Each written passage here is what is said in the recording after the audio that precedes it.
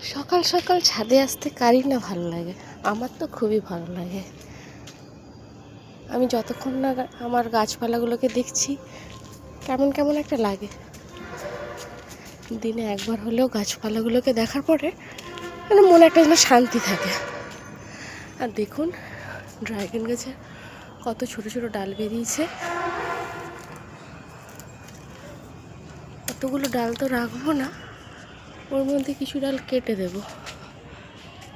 যেমন এইটা কেটে দেবো, এই হয়তো ঠিকঠাক বাড়তে পারবে না।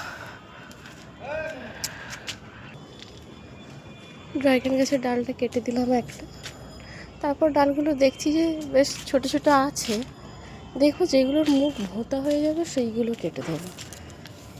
যেমন এখানে একটা ডাল লম্বা হয়েছে কিন্তু মুখটা ভোঁতা হয়ে গেছে, দেখি এটা কিছুদিন পরে কাটবো।